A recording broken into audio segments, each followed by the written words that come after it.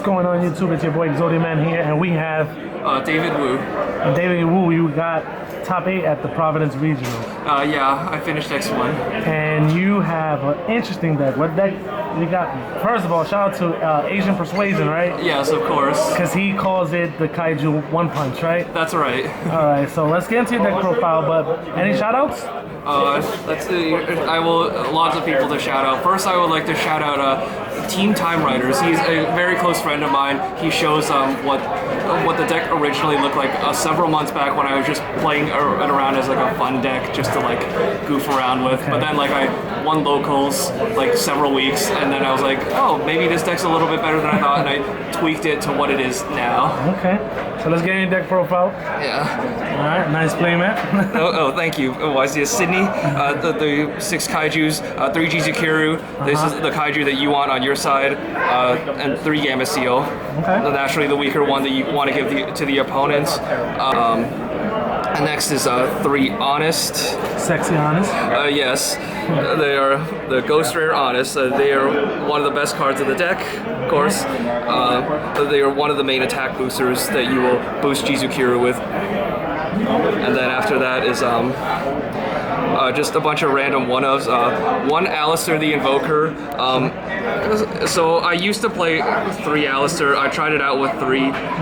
The reason you play Alistair in the deck is because when you normal summon him and make Makaba, with, like just by going into Salamangreat Almirage and then Secure Gardna, you make Makaba. Makaba happens to be Light Machine, which is the reason why I include Alistair. So like, once you summon Makaba, you can add add Alistair back to hand, discard, and Makaba is effectively a 3,500 attack machine, light machine, just like Jizukiru being 3,300. Okay. But the reason I play only 1 Alistair is because in this deck it's weird because it's like it's not like other decks where it's relying on Alistair to the point where you're willing to draw multiples of it, because drawing multiples of Alistair, or even drawing like Alistair plus Invocation plus Meltdown and redundancy like that, is very crippling in this deck. You would rather have like live cards that do things rather than like have like 1 good card but a bunch of dead cards.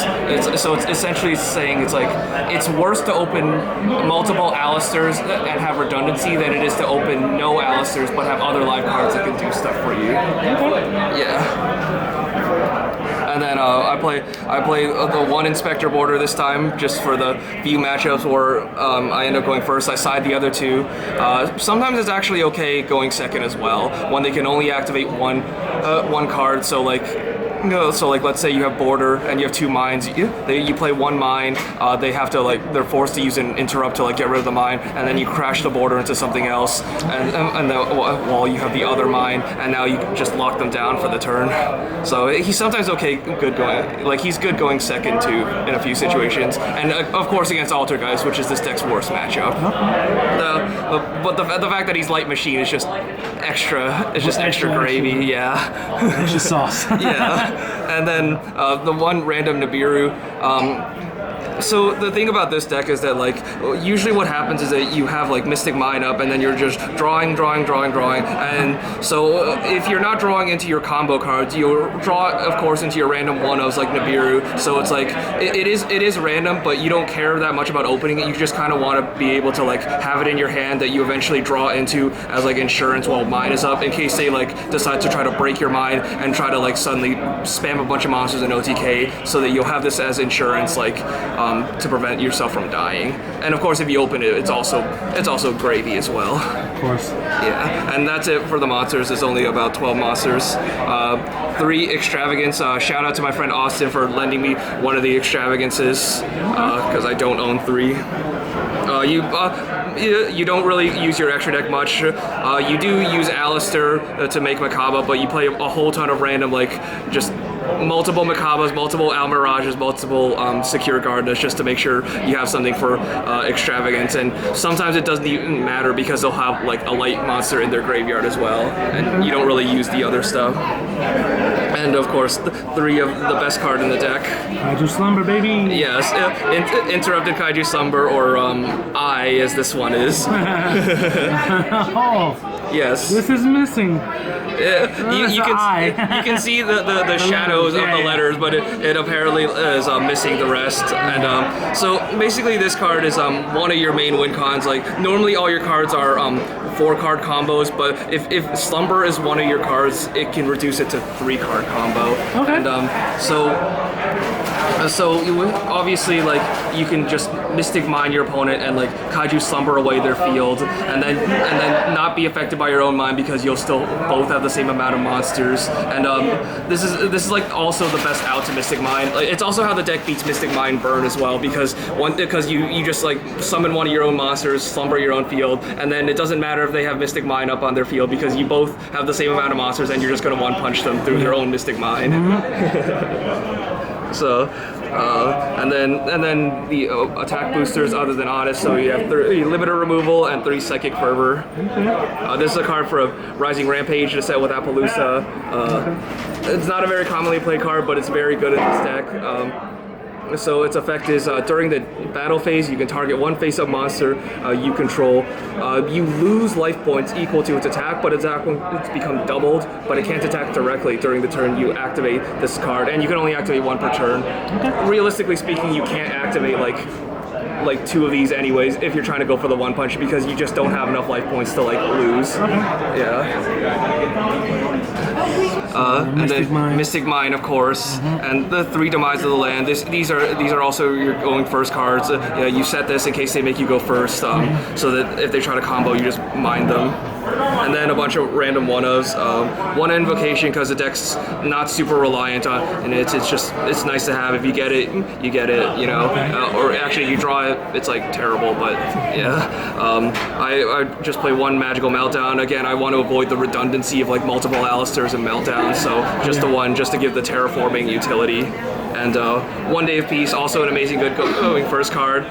It's like you play it, you know your opponent's not going to kill you, and you can just chill. And so like you usually see it install burn Exodia type decks, but in this deck it works as well because of the fact that typically you don't care about your opponent's card advantage unless they draw into like interruptions. But like most combo decks now, like they put monster interrupts. So, but you're playing like Kaijus and Mystic Mine to deal with their interrupts, so you don't really care too much about them drawing an extra card. You do side it out against back row decks though. And the 1 Lightning Storm, the reason there's only 1, it's the same deal as Nibiru. Like you can just randomly draw into it as you're like stalling with Mystic Mine, and you'll draw into it. You'll draw into another mine, so you can set your own mine so that you have no face-up cards, and then Lightning Storm away their back row and like go for game. So the random one of works. Don't need multiples. And then 1 Metaverse to put Mystic Mine up. And then this is a new edition that I kind of realized it was a really good card. So it's Spiritual Swords of Revealing Light. So its effect is once per attack, you can pay 1,000 life points to negate the attack from an opponent's monster, and its second effect is you can banish it from the graveyard, and during this turn, your opponent's monsters can't attack you directly. What's really great about this card is the fact that like it forces the opponent to either overcommit and overextend in order to like push through you, or it buys you like 2 to 3 turns if they choose not to overcommit. So like if they choose to only summon like 1 or 2 that isn't game, this is guaranteed to buy you like 2 turns or like minimum. Even if they like Lightning Storm it or Twin Twisters away, you can just banish it from your graveyard so that they can't kill you. And if they do overextend to shorten your clock, you know, then okay, well now they just drop their whole in hand, and now you just mine them and slumber them, and now they lose because they have no hand left. Which is, this card is like much better than I thought. And then finally Zameta Call, just 3 evenly in the main. Yeah, and that's it for the main deck. Okay, sideboard. Oh yeah, and then the sideboard. Sideboard, what the other Nibiru, in case I'm playing against combo decks. 2 borders for the Altergeist matchup, worst matchup, of course. New additions include Prohibition, which is a decent siding, going first siding card, so you can just when you go first, you can just like set a bunch of your traps and your disruptions, and so you can just play Prohibition to call things like Lightning Storm, Twin Twisters, Cosmic Cyclones, depending on what you think they might play. It also has like other general utility, like for example, you can call like El Shaddoll Constructs so that your opponent can't like super poly your light machine into Construct. You can call things like Multi-Faker so that they can't activate Multi-Faker in hand, and Concurry as well. It's got various niche utilities besides just like protecting your Mystic Mind, but that's the main function of it. And then another Lightning Storm. There should be a third Lightning Storm, but I actually don't own a third one, which is ironic because I do own like a Starlight Rare, but not like a third normal one. So instead I just added more Galaxy Cyclones for more back row removal, and Twin Twisters as well for more back row removal. Against back row decks, you obviously want to side in all this stuff to like just grind out your opponents. And then 3 Solemn Judgment, good siding card going first to protect your mind. And does the extra deck matter, or you don't really go into the extra deck? It does matter in the sense that like you do go into it with Alistair, so of course you have like your Macabas, you have your Secure Gardenas, and you have your Almirages. 3 so that in case you banish them off of Extravagance. One thing that actually does come up a lot is in the dinosaur matchup is Linkuriboh. You want to be able to use this to get rid of the Jura Egg token, because the Jura Egg token makes it so that you can't target your own things with Psychic Fervor. And another annoying thing about the Jura Egg token is the fact that if you slumber it and they protect the token, then they can destroy Petit Pteranodon in their deck and summon Pankratops to disrupt you. So you definitely want to get rid of the token with like the Linkuriboh. And then other random utility stuff, Phoenix, never went into it. Purgatrio, sometimes I might need Piercing to win. It never came up. It's just kind of there for utility. And this random card is just there because it's my favorite card in Yu-Gi-Oh.